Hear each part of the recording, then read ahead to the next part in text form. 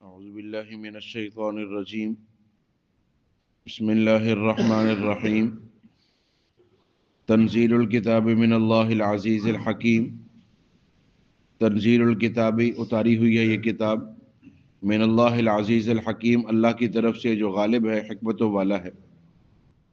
تنزیل الکتاب من اللہ العزیز الحکیم یہ سورۃ الزمر ہے اور اس کی آیت نمبر 1۔ اس سورت کا نام سورۃ الزمر ہے۔ موجودہ ترتیب میں اس کا نمبر 39 ہے اور ترتیب نزولی میں اس کا نمبر 59 ہے۔ موجودہ ترتیب میں نمبر 39 اور ترتیب نزولی میں 59۔ اس کی 75 آیات ہیں اور 8 رکوع ہیں۔ یہ مکی صورت ہے اور اس کے اندر بھی توحید، رسالت اور آخرت کو بیان کیا گیا ہے، اور اس کی ابتدا میں وہی ہے جو سورۃ صاد کی ابتدا تھی، صاد والقرآن ذی الذکر۔ وہاں قرآن پاک کو نصیحت فرمایا، یہاں قرآن پاک کا اتارا جانا اللہ کی طرف سے ہے، اس کو ارشاد فرمایا۔ تنزیل الکتاب من اللہ العزیز الحکیم، فرمایا اس کتاب کا اتارا جانا کسی انسان کی طرف سے نہیں ہے، کسی انسان کا بنایا ہوا نہیں ہے۔ نبی پاک صلی اللہ علیہ وآلہ وسلم کسی انسان سے سیکھ کر نہیں آ رہے، بلکہ اس کتاب کو اتارنے والی ذات رب تعالیٰ کی ہے۔ اور دوسرے مقام پہ اس کو تفصیل سے صاف فرمایا، یہ نزل بہ الروح الامین علی قلبک لتکون من المنذرین بلسان عربی مبین۔ اللہ کی طرف سے ہے، روح الامین لانے والے ہیں، آپ کے دل پر اتاری گئی ہے اور یہ عربی زبان میں ہے۔ یہ سارا تعارف قرآن پاک کا رب تعالیٰ نے خود ارشاد فرمایا۔ یہاں فرمایا تنزیل الکتاب من اللہ العزیز الحکیم، اس کتاب کا اتارا جانا اللہ کی طرف سے ہے جو غالب بھی ہے، حکمت والا بھی ہے۔ انا انزلنا الیک الکتاب بالحق، یہ کتاب ہم نے آپ کے ساتھ حق اور سچ کے ساتھ اتاری ہے۔ فاعبد اللہ مخلصا لہ الدین، تو تقاضا یہ ہے کہ آپ خالصتاً اللہ ہی کی بندگی کرنے والے ہو، عبادت میں اللہ کے ساتھ کوئی اور شریک نہ ہو۔ یہ قرآن پاک اللہ کی طرف سے ہے اور اللہ نے یہ پیغام دیا ہے کہ جیسے میں اپنی ذات میں اکیلا ہوں، اپنی صفات میں اکیلا ہوں، تو عبادت کے اندر بھی اکیلا ہوں۔ فرمایا اللہ شریکوں سے پاک ہے، اگر کوئی آدمی عبادت میں کسی اور کو شریک کرتا ہے تو اللہ اس حصے کو اس کے لیے چھوڑ دیتے ہیں۔ پھر اللہ جب ساتھ شریک ہو گیا، اب نہ اللہ کے لیے وہ عبادت ہے نہ اللہ اس کا ثواب عطا کرے۔ اب جس کے لیے کی گئی ہے، جس کو ساتھ جوڑا گیا ہے، وہ سارے کی ساری عبادت اس کے لیے چھوڑ دی جاتی ہے۔ فرمایا فاعبد اللہ مخلصا لہ الدین، آپ عبادت کریں تو خالصتاً اللہ ہی کے لیے، الا للہ الدین الخالص۔ پھر دوبارہ فرمایا آگاہ رہو کہ یہ دین خالص اللہ ہی کے لیے۔ عبادت کے اندر عبادت کر لینا تو اللہ تعالیٰ توفیق دے ہی دیتے ہیں، انسان کر لیتا ہے، لیکن عبادت کے اندر اخلاص آ جائے، توجہ اللہ کی طرف آ جائے، یکسوئی حاصل ہو جائے، یہ بہت مشکل ہے۔ ایک عرصہ لگ جاتا ہے انسان کو اس عادت کو عبادت بننے کے لیے، لیکن آج ہم عادت پوری کر رہے ہیں، ابھی عبادت تک ہمارا سفر نہیں ہو رہا کہ ہم اس لیے کھڑے ہو جائیں کہ اللہ کا حکم ہے، اور اس لیے کھڑے ہو جائیں کہ میں اللہ کے سامنے کھڑا ہوں، اور عبادت ایسے کر رہے ہوں کہ بدلہ مجھے اللہ کی ذات سے چاہیے، اور بدلہ وہ نہیں چاہیے جو اب یہاں میں سمجھ رہا ہوں، بدلہ وہ چاہیے جو اللہ اس پر دینا چاہتے۔ عرض کیا نا، محمد بن مسلمہ انصاری رضی اللہ تعالیٰ عنہ ایک قلعے کو سوراخ کرنا چاہ رہے ہیں، سوراخ ہو نہیں رہا۔ ایک نقاب پوش اٹھے، نقب لگائی، سوراخ ہو گیا، لوگ داخل ہو گئے، قلعہ فتح ہو گیا۔ تو محمد بن مسلمہ رضی اللہ عنہ نے کہا کہ وہ جس نے نقب لگائی تھی وہ باہر آئے، کوئی نہیں آیا۔ دوبارہ کہا، پھر کہا، اور تیسری دفعہ کہا کہ میں اس کو اس کے رب کا واسطہ دیتا ہوں کہ باہر آ جائے۔ اب ایک نقاب پوش بندہ باہر آیا، نقاب کیا ہوا باہر آیا، اور آ کر کہا میں آپ کو آپ کے رب کا واسطہ دیتا ہوں، مجھ سے میرا نام نہ پوچھنا۔ انہوں نے کہا کہ میں رب کا واسطہ دیتا ہوں، باہر آئے، کہا میں آپ کو آپ کے رب کا واسطہ دیتا ہوں، مجھ سے میرا نام، کہا میں نے آپ کو انعام دینا ہے، کہا جس ذات کے لیے کیا وہ میرا نام بھی جانتا ہے، میرے والد کا نام بھی جانتا ہے۔ آج بھی تاریخ میں ان کا نام نہیں پتا کہ وہ کون تھے، صاحب نقاب ہی ہیں کہ جنہوں نے نقاب کیا ہوا تھا۔ اور محمد بن مسلمہ کہتے ہیں پھر میں جب بھی اللہ سے دعا کرتا تھا، اللہ کے اس بندے کو سامنے رکھ کر اللہ فتح نصیب فرما دیتا۔ تو ایسا عمل کیسے کب ہوگا کہ جو فرمایا تھا نا کہ دائیں ہاتھ کو دیں، دائیں ہاتھ سے دیں تو بائیں ہاتھ کو پتہ نہ چلے۔ ہمارا تو ڈنڈورا پہلے ہوتا ہے، نیکی بعد میں ہوتی ہے، اس کا نقصان کیا ہوتا ہے؟ یا ایھا الذین آمنوا لا تبطلوا صدقاتکم بالمن والعزا، عزا دے کر صدقات کو ضائع نہ کرو، تکلیف دے کر ان کو ضائع نہ کرو، احسان جتلا کر ضائع نہ کرو۔ تو جو آپ عمل اللہ کے لیے کرنا چاہ رہے ہیں وہ خالصتاً اللہ کے لیے ہو۔ ریاکاری اگر یہ ہے کہ اگر آپ کسی کے سامنے نوافل پڑھتے ہیں، نماز پڑھتے ہیں، اسے یہ بتانے کے لیے کہ میں یہ بندہ سمجھے کہ میں نمازی ہوں، یہ ریاکاری ہے۔ آپ مسجد میں آتے ہیں، آپ نفل نہیں پڑھتے لیکن آپ کسی کی وجہ سے نفل پڑھتے ہیں، یہ ریاکاری ہے۔ اور اگر آپ نفل پڑھا کرتے تھے، کسی کی وجہ سے آپ نے چھوڑے ہیں، یہ بھی ریاکاری ہے۔ عمل تو اللہ کے لیے، کوئی دیکھے تب بھی نہ دیکھے تب بھی۔ اور اس سے بڑا پھر ریا ہے کہ آپ تنہائی میں عمل کریں اور آپ یہ چاہیں کہ کوئی آ کر دیکھ لے، یہ اس سے بڑا ریا ہے۔ اور پھر سب سے بڑا ریا یہ ہے کہ تنہائی میں عمل کرنا اور لوگوں کے سامنے آ کے کہنا پچھلے 10 سال سے میری تہجد نہیں رہی، پچھلے اتنے سالوں سے میرا یہ معمول، یہ اس سے بڑا شرک اور ریا ہے۔ اس لیے اپنے آپ کو اس سے بچانا ہے۔ فرمایا والذین اتخذوا من دونہ اولیاء، اب چونکہ اللہ ہم سب کے خالق ہے، اللہ ہمارے پیدا کرنے والے ہیں، تو ہم سے زیادہ اللہ ہماری نفسیات کو جانتے ہیں۔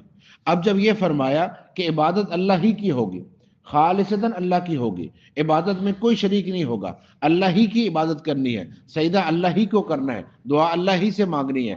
اب انسانی نفسیات کیا ہے اس کا جواب دیا، فرمایا والذین اتخذوا من دونہ اولیاء، جنہوں نے اللہ کے علاوہ اور کارساز بنائے ہیں، ما نعبدہم، وہ ان کی عبادت نہیں کرتے، الا لیقربونا الی اللہ زلفی، مگر اس لیے کہ یہ ہمیں درجے میں اللہ کے قریب کر دیں۔ بات سمجھیے گا، اللہ رب العزت فرما رہے ہیں یہ لوگ اس لیے ان بتوں کی عبادت کرتے ہیں، اس لیے اللہ کی غیر کی عبادت کرتے ہیں، یہ کہتے ہیں کہ براہ راست اللہ تک تو ہماری رسائی نہیں ہے، یہ ہمیں اللہ کے قریب کریں گے۔ تو اصل میں شیطان نے دھوکہ کہاں سے دیا کہ دیکھو یہاں کوئی بھی عہدے دار ہوتا ہے، چھوٹے سے چھوٹا عہدے والا، اس تک پہنچنے کے لیے آپ کو واسطہ لینا پڑتا ہے، ناظم کو ملنا ہے، ڈی سی کو ملنا ہے، ایس پی کو ملنا ہے، حوالدار کسی کو چھوٹے عہدے والے کو بھی لے لیں، اس سے ملنے کے لیے بھی آپ تعلق نکالتے ہیں، واسطہ نکالتے ہیں، پھر اس تک رسائی ہوتی ہے، پھر وہ آپ کی بات سنتے ہیں، ورنہ کوئی بات سننے کے لیے تیار نہیں۔ اب جیسے جیسے عہدہ بڑھتا جائے گا واسطے بڑھتے جائیں گے، جی جیسے ملک کا وزیر اعظم اور صدر ہے واسطے اور زیادہ بڑھیں گے۔ تو ہم جب اللہ کی ذات تو پھر اللہ تک واسطے، تو واسطہ ان کو بنایا۔ اللہ رب العزت فرما رہے ہیں تمہیں واسطہ کیوں چاہیے، نحن اقرب الیہ من حبل الورید، میں تمہاری شارک سے زیادہ قریب ہوں، تم خود اپنے اتنے قریب نہیں ہو جتنے میں تمہارے قریب۔ اذا سالک عبادی عنی فانی قریب، میرے بندے پوچھیں تو آپ بتا دیں کہ میں قریب ہوں۔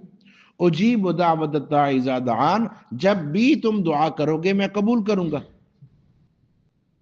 فلیستجیبوا لی، تم بھی تو میری بات مانو، تم میری بات مانو گے، میرا حکم مانو گے، جو مجھ سے دعا کرو گے میں قبول کر لوں گا۔ جب اللہ سنتے بھی ہیں، اللہ جانتے بھی ہیں، اللہ قریب بھی ہیں، اور پھر اللہ نے یہ پسند بھی نہیں فرمایا۔ میں نے کئی دفعہ عرض کیا، ابراہیم علیہ السلام جب آگ میں جا رہے ہیں، آپ نے ابھی واقعہ سنا سورۃ صافات میں کہ جب ابراہیم علیہ السلام آگ میں جا رہے ہیں تو جبرائیل امین آئے، اللہ کی اجازت سے آئے، میرے لیے کوئی حکم؟ فرمایا نہیں، صرف اللہ، تمہاری ضرورت نہیں ہے، اللہ کی ضرورت۔ پہاڑوں کا فرشتہ آیا، میرے لیے کوئی حکم دے دونوں پہاڑوں کو ملا دوں؟ فرمایا نہیں، اللہ کی مدد چاہیے، یہ اللہ سے پوچھ کے آئے۔ بارش والا فرشتہ آیا، یہ بھی اللہ سے پوچھ کے آیا، لیکن ابراہیم علیہ السلام نے کسی واسطے کو قبول نہیں کیا، آگ میں چلے گئے۔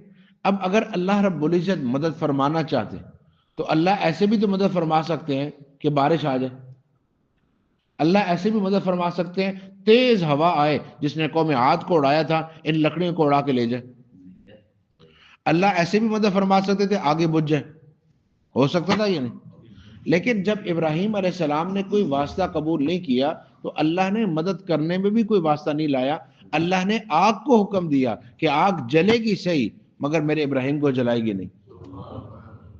یہ ایک واقعہ ایسا آیا سامنے قرآن پاک کے اندر کہ آگ جل رہی تھی، تپش محسوس ہو رہی تھی، لیکن ابراہیم علیہ السلام آگ کے اندر تھے، ایک بال تک نہیں جل رہا تھا۔